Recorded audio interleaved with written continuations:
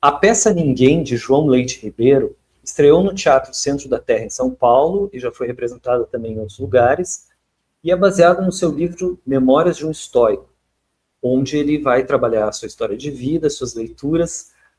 Tudo bem, João? Como vai? Tudo ótimo, Afonso. Prazer imenso estar aqui com você. Vamos lá. Muito obrigado, seja bem-vindo. Então, hoje você vai nos contar um Obrigado, pouquinho. prazer mesmo. Obrigado. Você vai contar um pouquinho da sua história, né? E também da sua peça. Vamos começar falando um pouquinho do seu diagnóstico. Como foi assim esse início quando você recebe um diagnóstico? Sim, eu fui diagnosticado com esquizofrenia aos 19 anos de idade, né? Eu achei esse diagnóstico, ele, na verdade, ele me prejudicou muito a vida, porque na época, assim como hoje, assim como durante toda a minha vida, eu fui uma pessoa aberta a diálogos, né? Eu acho que quando você tem uma pessoa que dialoga, uma pessoa que consegue ouvir os outros, uma pessoa que leva em consideração a opinião dos outros, eu acho que esse tipo de pessoa não precisa ser medicado fortemente, não precisa ser internado. Eu não acho isso. Quer dizer, quando você tem o diagnóstico de esquizofrenia, então fica aberta a possibilidade do uso de drogas muito fortes, do uso de internações compulsivas, né? Quando às vezes não é nem preciso isso, né? Então, eu tive esse diagnóstico em função de alguns sintomas, algumas coisas eu até concordo que, de fato, eu compartilho com pessoas com esquizofrenia, algumas características sim, mas foi muito exagerado, né? Foi muito exagerado o diagnóstico. Não era preciso uma reação tão enérgica, né, na minha vida. Enfim, usaram algumas coisas também meio tortas, por exemplo, um dos sintomas seria que eu achava que eu era Gandhi, né? Eu nunca achei que eu era Gandhi, né? Enfim, outro sintoma que eu achava que eu falava inglês e não falava, e inventava uma língua que não era inglês, também não procede muito, né? Enfim, várias Isso aí foi questões, sabe, Afonso? que ano foi Sim. isso? Que ano foi? Ah, isso foi em 1989. Tinha Ah, 19 anos. ainda tem um pouco da ditadura aí, talvez, né? Dessa disciplina da Ah, ditadura. sim, sim. Nem me fale na ditadura. Eu sei que é um tema caro aqui a você, né? A mim também. Meu pai foi ativista político também. Enfim. Mas sim, foi repressivo, né? Foi repressivo. Porque hoje em dia, você sabe, Afonso, eu participo de um negócio que chama GFDA. O GFDA é Global Families for Dialogical Approach. Que significa o quê? Significa uma abordagem da esquizofrenia onde você prioriza o diálogo, entendeu? Onde você tem algum surto, algum problema na sua vida. O que se faz? Reúne-se na sua casa. Você, uma pessoa da área de saúde, algum amigo, psicólogo, todo mundo que estiver lá interessado em te ajudar, vai na tua casa e conversa. Basicamente é isso. Abordagem dialógica. Reúne todo mundo e conversa todo mundo junto. Isso está pegando essa moda, né? Começou na Finlândia, veja você, na Finlândia, e agora está pegando essa moda. O que é muito interessante e muito bom e muito diferente do que o que aconteceu comigo. Né? Comigo foi a ausência completa de diálogo, né? Que não foi produtiva. Sim. Para começar, que a realidade é algo muito questionável, né? O que é a É, realidade e o que é sim, ser normal, né? O que deve ser sim, normal. sim, com certeza. Essas Bom, reações radicais, eu acho o seguinte: se você só tem uma reação radical, na minha opinião, se a pessoa coloca em risco a própria vida ou a integridade dos outros. Se a pessoa dialoga, eu sou contrário a decisões radicais. Eu sou sim, contrário. pode virar uma questão de controle muito grande, né? Como diria. É, sim. Vamos falar um pouquinho da sua adolescência. Você teve algum Uhum. daqueles sintomas que as pessoas costumam falar, por exemplo, retração social? O que você vê na sua adolescência, assim?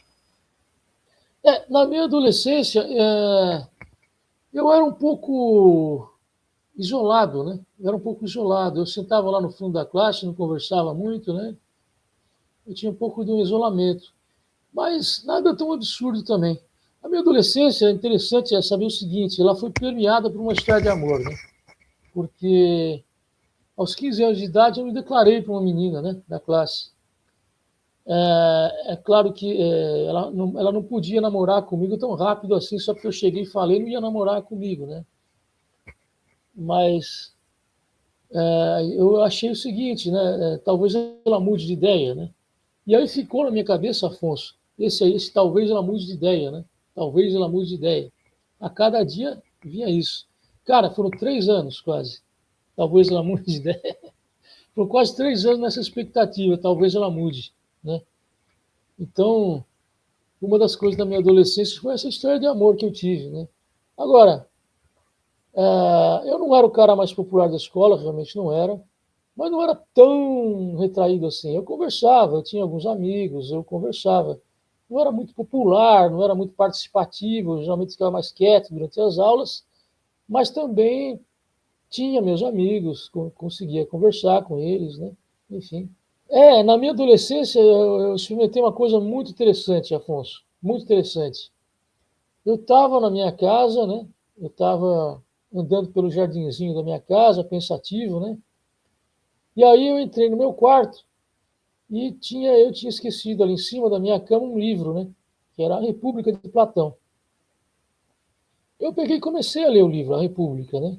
Eu tinha 15 anos de idade. Eu comecei a ler. E eu achei ali uma coisa fantástica, né? Eu não entendi totalmente, claro que não, mas eu tive uma sensação fantástica ali, porque eu pensei, caramba, foi assim, aqui esse livro tem tudo o que eu preciso, né? O que eu preciso para viver está aqui nesse livro, né? Essa atitude inquisitiva, essa atitude questionatória, essa atitude de pensar numa honestidade total, né? Uma sinceridade total, né? Porque talvez o que Sócrates pede de seus interlocutores é que sejam sinceros, né? Sejam sinceros. Não tentem impor falácias, não tentem, sabe, tentar distorcer as coisas. Não, é a sinceridade. Isso me marcou profundamente, né? A sinceridade do diálogo socrático, né? E o desapego ao mesmo tempo. Porque o Sócrates não dependia de chegar a conclusões. Ele dependia só do pensamento, não era chegar a conclusões, né? Então, é fantástico, né? Quando você lê Ulisses, do Platão, por exemplo, eles discutem amizade, né? Ulisses é o diálogo sobre amizade. E é interessante porque Sócrates, ao final, ele fala mais ou menos assim, nossa, nós conversamos uma porção de coisa aqui, não chegamos a nenhuma conclusão, mas ficamos amigos, né? Então é fantástico, né? O desapego socrático, né? A honestidade, a sinceridade socrática, né? O pensar independentemente do Sócrates, né? Então, para mim, quando eu li a República de Platão, foi fantástico, né? Foi fantástico ver tudo isso à mente. Eu tive uma experiência, eu considero que foi uma experiência mística. Eu considero que ler a República de Platão foi uma experiência mística na minha vida. Que maravilha, eu também tive essa experiência, mais ou menos nessa idade. Oh, que legal, que legal. Muito semelhante. Bom, vamos falar um pouquinho dos medicamentos. Você chegou a usar? O que você gostaria de contar? Eu usei muitos medicamentos. Minha vida inteira foi permeada do uso desses medicamentos. O que existe, né, e eu concordo, o que os estudos revelam é uma correlação entre o uso de medicamentos e a diminuição nos surtos, a diminuição nas tentativas de suicídio. Isso é verdade, né? Essas estatísticas são verdadeiras. Por outro lado, também, né, a imensa maioria da classe médica vai concordar comigo que apenas o remédio não resolve. Todo mundo sabe disso. Apenas o uso da medicação não resolve, né? Vai ter o quê? Vai diminuir a chance de você ter um surto, verdade. Mas vai de fato te fazer mais feliz, mais satisfeito? Aí também já não. Depende de outras áreas da sua vida. Depende de você ter uma abordagem dialógica, né? Depende de você conversar, dialogar, estabelecer contato, ouvir o retorno, desenvolver sua capacidade conversacional, né? Significa você conseguir andar um pouco por aí, conversar com diferentes pessoas, né? Tudo isso é necessário. A medicação por si não vai dar isso, né? Veja bem, Eu não estou aqui questionando a medicação, estou dizendo que os estudos revelam uma correlação entre o uso de medicamento e a diminuição nos surtos, né? Os estudos não revelam que, de fato, as pessoas ficam mais sociáveis, de fato, ficam pessoas mais satisfeitas. Não é assim, né? Certo? Eu acho que para essas outras áreas da vida é necessário outros tipos de terapia, outras maneiras de ver, né? Eu, por exemplo, na minha vida, eu, eu acredito na presença de Brahman, né, que é um deus indiano. Por que eu falo Brahman, Afonso? Porque eu quero dizer o seguinte, não é... Eu não creio num Deus antropomórfico para o qual eu rezo e ele me atende, né? Eu até rezo pelos meus amigos, mas eu não creio num Deus para o qual eu vou rezar e a partir disso ele vem e me ajuda em todos os aspectos da minha vida. Eu não vejo assim. Brahman é um Deus meio diferente. Brahman é um Deus abstrato. Ele não tem característica humana nenhuma, né? É como se fosse, Afonso, uma energia, vamos dizer assim. Não é material, é uma energia que existe no universo.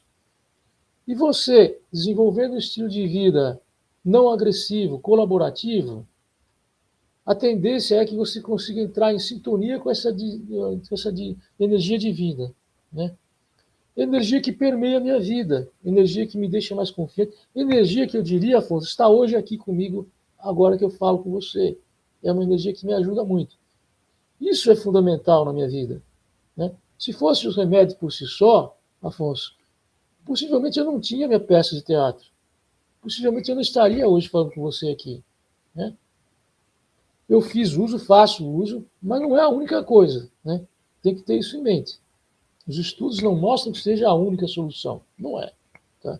Então eu tenho Inclusive, esse Deus. não sei se você tem visto como está aparecendo pesquisas mostrando que a geração Z está em depressão, né? Justamente porque não se comunica, não tem atividades sociais, né? Não tem amigos, não sai mais para beber muita gente, né? Então, sim, isso está afetando já, né, a saúde mental geral. Assim, né? Sim, sim. É um todo, né? Vamos um pouquinho da psicanálise. Você também estudou, fez psicanálise? Sim, eu fiz psicanálise. Desde a minha adolescência eu fazia psicanálise, né? Então, na minha adolescência, né, eu tive uma experiência com a psicanálise meio equivocada, porque ela me pedia muito que eu fosse espontâneo. Via sempre esse negócio da espontaneidade. Surgia, ressurgia, surgia, ressurgia a espontaneidade, né? Porque, sim, ser espontâneo é uma boa coisa, fantástico. Você poder ser quem você é, fantástico. Um dos maiores prazeres da vida é você poder ser quem você é, né?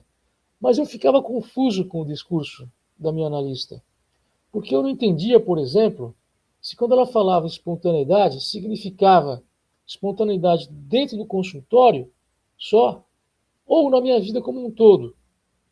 Me deixava muito confuso, porque eu ficava pensando, puxa vida, mas o que eu estou fazendo de errado, né? Quer dizer que quando eu acordo de manhã, eu estou saindo de casa, eu vejo meu vizinho, eu não vou com a cara dele, eu viro o rosto, vou embora, não cumprimento. Espontâneo.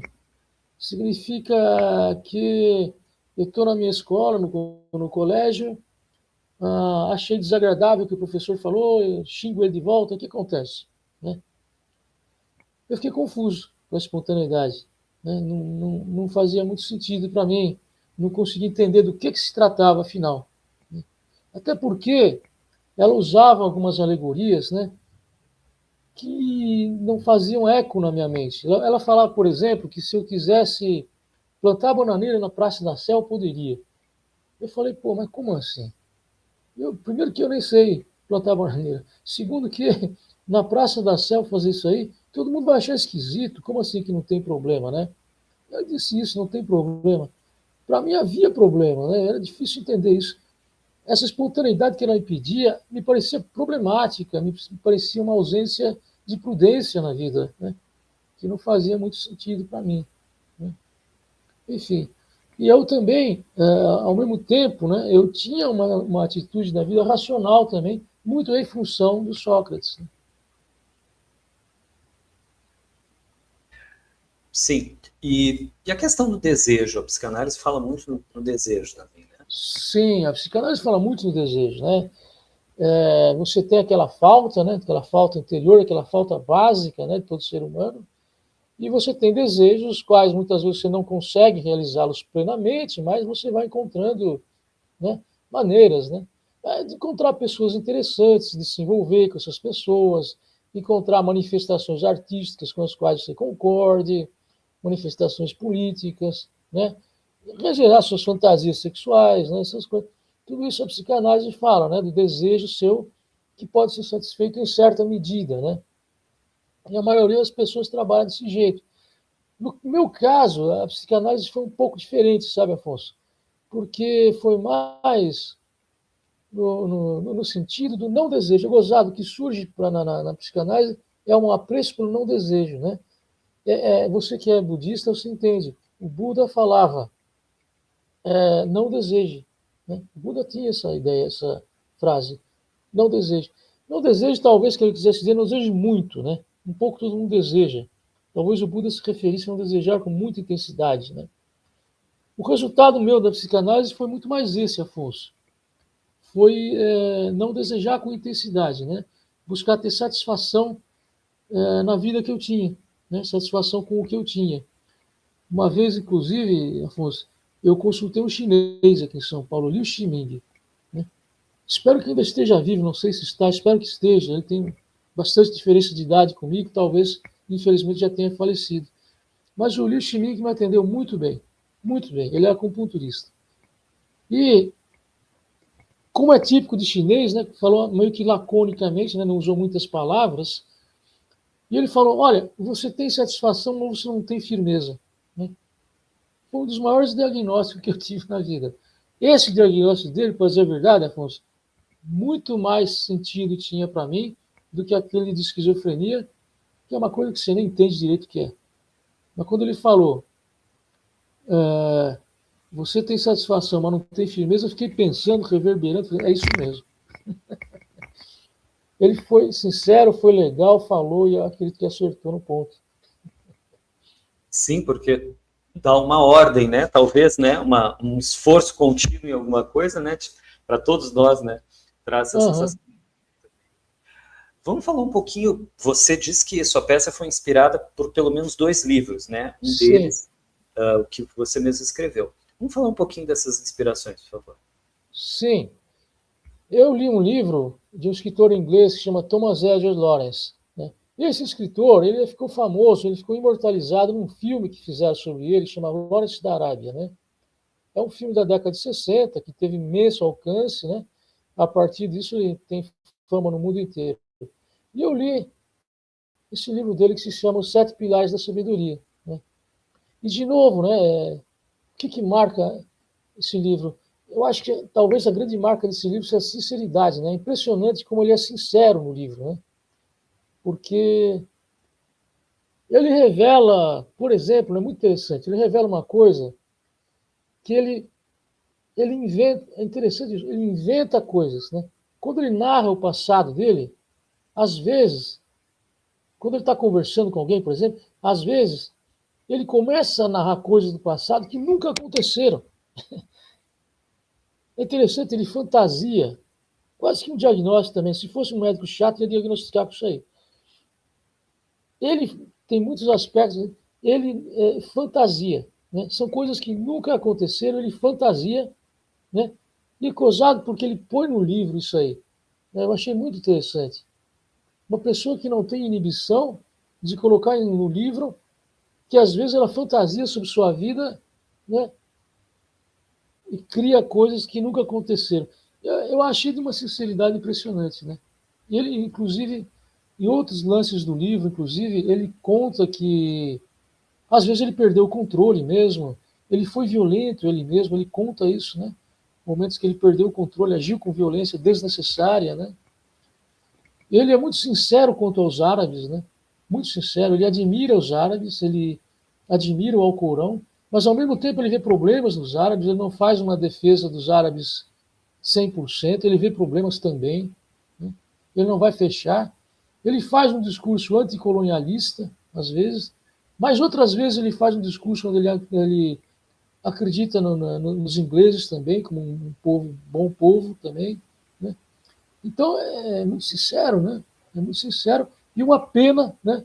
Hoje você vê, Afonso, né, falando ligeiramente de política do Oriente Médio, é uma pena, mas uma pena muito grande, que a sugestão do Lawrence não foi adotada. Porque a sugestão do Lawrence na época era criar um Estado árabe independente no Oriente Médio.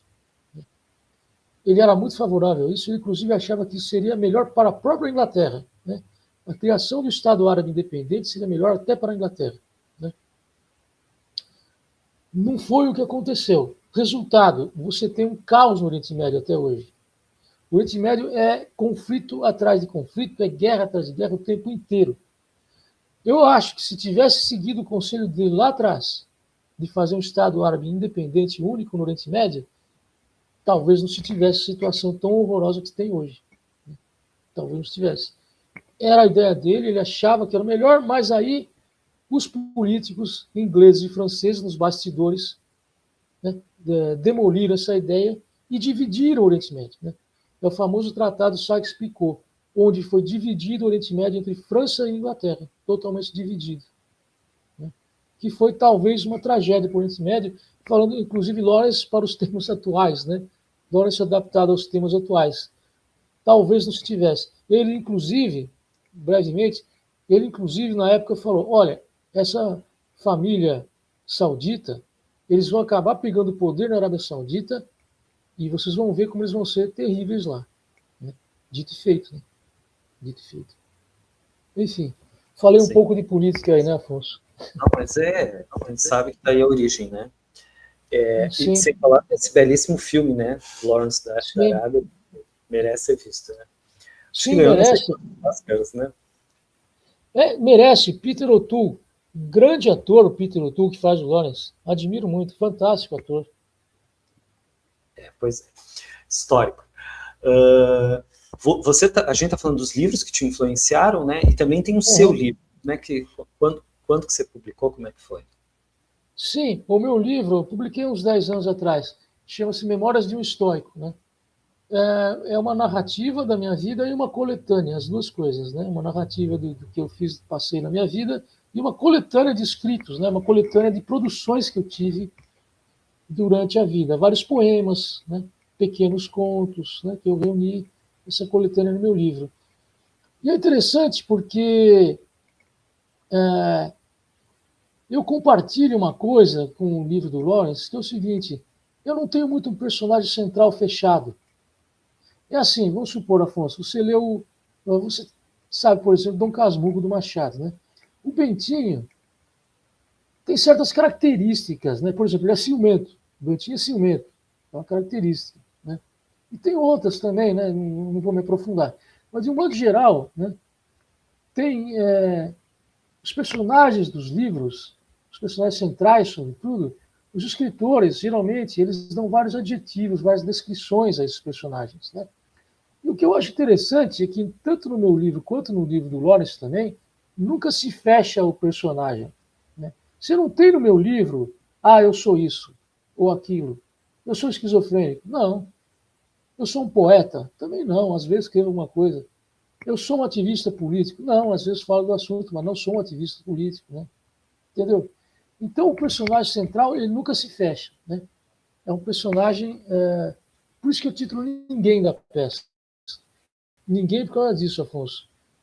Porque eu não fecho com nada, entendeu? Eu não fecho.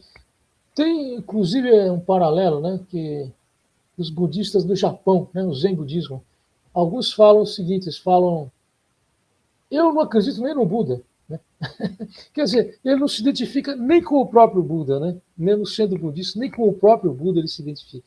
É mais ou menos o que eu penso também. Né? É ninguém nesse sentido, né? De nunca me identificar com esse ou aquele personagem e seguir essa ou aquela maneira de viver, Afonso. Sim. Também Ulisses, né? Quando ele chega na caverna lá do Cíclope, né? Também ele diz que é ninguém, né? Que é uma ótima forma de não ser pego. Exatamente, bem colocado, né? Bem colocado, o Ciclope, é isso mesmo.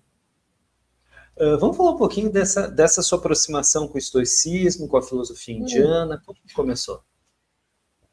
Sim, sim. Ó, começou um pouco por causa do seguinte: você lembra daquela psicanálise que eu fiz lá atrás, da espontaneidade, que era muito vago, né? Eu me esforcei tanto para entender isso, né? Você sabe que eu fui fazer teatro por causa disso, sabe, Afonso? Eu busquei aqui em São Paulo, não sei se ainda existe, espero que ainda exista, né? Não sei se ainda existe, o Teatro Vento Forte, né? Que foi muito bom ir lá, sabe, Afonso? Gente muito simpática, muito acolhedora, muito compreensiva. Adorei lá, né? Adorei o Vento Forte. E eu fui lá um pouco por causa disso, pensei, bom, essa espontaneidade que me pedem, né? Talvez, né? Talvez no teatro eu aprenda um pouco sobre isso. Talvez o pessoal do teatro entenda dessa história de como ser espontâneo e tal, né? Então eu fui lá por causa disso. E aí, mas era diferente do que eu esperava, né?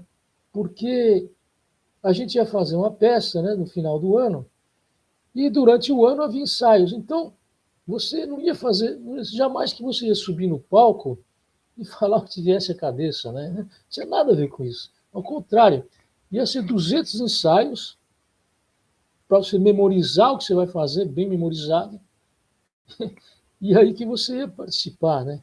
Enfim. Aí mais tarde na minha vida eu pensei, puxa, essa espontaneidade também é muito confusa para mim. Eu vou buscar diferente. Eu vou buscar aqui na internet, digitei na internet, né? Filosofias racionalistas, né? E comecei a ler a respeito, né? Comecei a ler. Eu achei um chinês, chamava Zhu Xi, né? Achei fantástico, me envolvi, né? E aí um dia meu pai me falou, né, mais ou menos assim, mas por que você fica estudando um chinês, né, que é uma cultura tão distante? Tem paralelos no Ocidente melhores, né? Lê os estoicos, por exemplo, lê Marco Aurélio. Meu pai que sugeriu. Aí eu fui lá, fui ler Marco Aurélio. Eu pensei, pô, é mesmo, né? É mesmo. Ele tem as ideias do Zuxi e talvez veja até de forma mais clara mesmo, né? E aí eu passei então a gostar do estoicismo, Afonso. Eu passei a achar que era uma filosofia significativa, né? Gostei bastante, né? Enfim, a gente poderia se estender muito sobre o estoicismo, mas, enfim, é uma filosofia que eu penso em curtas palavras, né? Vou dizer assim, eu acho o seguinte, Afonso, eu acho que se o que você busca na sua vida, né, uma alta performance, né, é você trabalhar melhor, mais eficiente, se o que você busca é uma posição de liderança, né, muita gente vai estudar o estoicismo por causa disso. Não é isso, tá? Na minha opinião, não é isso. Não é você se destacar no seu trabalho, tornar-se uma liderança, não, não é isso. Liderança para os estoicos eram indiferentes, eles não estavam nem aí para ser líder. O estoicismo é muito mais a amizade, entendeu? É muito mais preservar as amizades, é muito mais ter um diálogo cordial, né? Enfim, fez muito sentido para mim, né? Muito sentido, né? Essa cordialidade, né? Essa gentileza, né? Que é peculiar aos estoicos, né? Isso me pegou bastante. O professor Aldo Dinucci está traduzindo gentileza mesmo, Marco Aurélio, né? Essa palavra, tem usado bastante essa palavra. Ele usa, né? Ele usa gente. Olha só, Aldo Dinucci, que é, vamos dizer, vamos fazer justiça, uma sumidade em estoicismo, né? O Aldo ele tem uma cultura de estoicismo fantástica, extraordinária, né? Eu diria que um dos melhores do mundo, Afonso. O Aldo é um dos maiores especialistas do mundo em estoicismo. Inclusive, ele aproximou do filósofo Gentileza, né?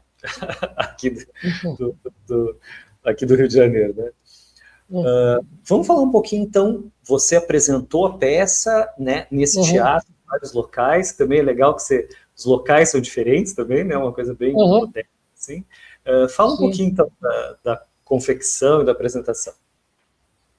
Isso aí é muito bom, é muito bom. Eu tenho um diretor, não sou eu sozinho, né? Eu tenho um diretor que me ajuda, ele se chama Lucas Jorge, né? O Lucas é quase que o diretor do Guerra nas Estrelas, né? Lucas Jorge, da Guerra nas Estrelas é Jorge Lucas, né? O meu é Lucas Jorge. E o Lucas me ajuda muito, né? O Lucas é um cara muito legal, muito compreensível, ele me ajuda e ele me dá dicas, né, de como ficar no palco, de como falar, tal. Ele me dá dicas, me ajuda bastante. Agora, eu devo dizer a você o seguinte, a experiência de poder ir no palco, a experiência de falar para a plateia é das melhores terapias, viu? você subir no palco e apresentar uma peça é uma terapia ótima, fantástica, muito boa. Eu gostei muito de estar no palco, né? Eu tive sorte também, porque a plateia toda que veio me assistir lá no Centro da Terra foi totalmente favorável, né? Totalmente favorável, né? Assim como a plateia que, quando eu apresentei no Rio de Janeiro, que você e o Aldo foram me assistir também, fantástico, totalmente favorável, né? Então, eu não tenho palavras, né? Isso aí é a melhor das terapias, é isso aí, né? O aplauso no final, conversa após a peça, né? Muito bom isso aí, delicioso. Sim. E tem a ver um pouco com o tipo de teatro documental que a Vivi Tejas, né, faz na Argentina. É, é, O que achou dessa sim, sim. relação? Eu achei muito pertinente, né? Essa Argentina, ela coloca atores amadores no palco, né? Refletindo suas vidas lá. Trabalhou com alguns imigrantes da África, né? Que ela trouxe a eles a oportunidade de apresentar no palco, né? Suas vivências, né? Sim, sim, sim. Como é que ela chama? Vivi, Viviane, né? Eu sei o nome dela, mas como é que ela chama essa experiência? A biodrama, né? Biodrama, isso, biodrama. É. A biografia transformada em drama, né? Fantástico. Algum dia, quando for a Buenos Aires, vou assisti-la. Não, é impressionante, né? Porque realmente ela traz o que é comum, vamos dizer assim, né? O que é cotidiano. Claro que a Aham, gente é uma forma concentrada e tal, né? Mas ela trabalha com, inclusive com olhar, né? Um olhar que vê a diferença no que as pessoas não enxergam, né? Vê a aham, beleza. Muito interessante. sim, Que bom sim. que você se identificou, porque eu achei muito parecido mesmo com o que você É faz. verdade, é. Bom, ela tem bom, vamos fazer justiça, né? A experiência teatral dela é muito larga, é muito imensa, né? Eu só fiz esse pequeno monólogo, né? Mas tem certas coincidências com o que ela faz também, sim. É parte da vida, né? Parte da vida cotidiana mesmo. Sim, sim, João, sim. tem mais alguma coisa que você gostaria de contar sobre essa peça ou alguma coisa que você está planejando aí? Olha, eu gostaria que me desse a oportunidade de apresentar essa peça, né? Eu tenho poucas oportunidades. Eu gostaria, se alguém me ouve aí, se alguém acha interessante e quiser, entre em contato comigo, porque né, eu adoro fazer essa peça. Eu acho inclusive, Afonso, o seguinte também, né? Você, você não tem muitas pessoas com esquizofrenia, né? Representando no palco, né? Geralmente tem sobre esquizofrenia, mas vai ser um ator, né, que vai fazer. A própria pessoa com esquizofrenia fazendo é meio raro, eu pelo menos nunca vi, né?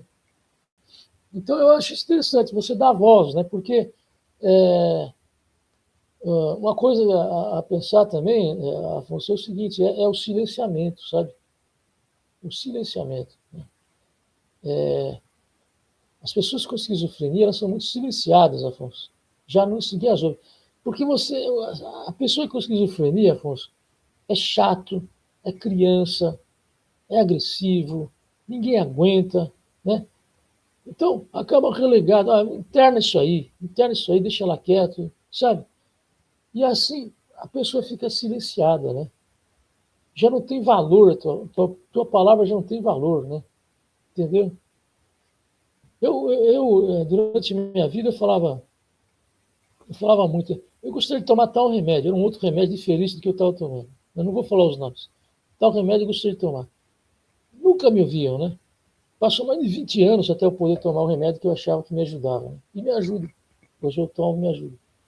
Entendeu? Mais de 20 E anos. Você, você é você também tem, silenciado. sim, Desculpe. você também tem seu canal, né? Você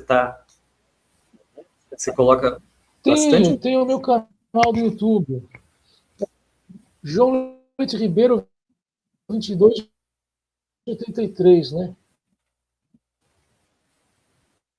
Sim. Desculpe, Afonso, o som Desde, ficou meio ruim. desde quando que você faz ele? Esse canal tem uns 2, 3 anos mais ou menos. Ó, que legal. É meu canal aí, ó, que legal. E você, inclusive, já entrevistou o Aldo, eu acho, aqui, Meu né? canal ele é bilíngue, tá? Eu faço inglês e português. Sim, que legal. Depois a gente vai deixar aqui na descrição para o pessoal ver, acompanhar. Olha, João, gostei muito da sua peça, viu? Achei um trabalho muito bem feito mesmo, né? Muito assim, como é que eu vou dizer? Surpreendente. Você realmente aprende, você gosta, não é algo assim só, né? Tipo, vou cumprir uma tabela. Não, realmente uma boa peça. É uma peça muito, muito bem feita e muito agradável de se ver. Então você está de parabéns, né? E você tem muito conhecimento, né? Eu fiquei Obrigado. impressionado com o seu conhecimento, com seu estudo, realmente tem esse lado, né? E uma vitória muito grande, né? Acho que pessoal, todos nós estamos aí, né? Lutando, né? Com a Sim. nossa própria experiência. E acho que você teve uma vitória muito bonita aí. Parabéns. Obrigado, obrigado. Então, um É abraço para isso, né? Eu todos. queria deixar. Eu quero deixar. Desculpa, não ouvi direito. Eu quero deixar uma mensagem final aqui. Vai lá. Uma mensagem de paz. Uma mensagem de paz, de colaboração, de amizade, entendeu?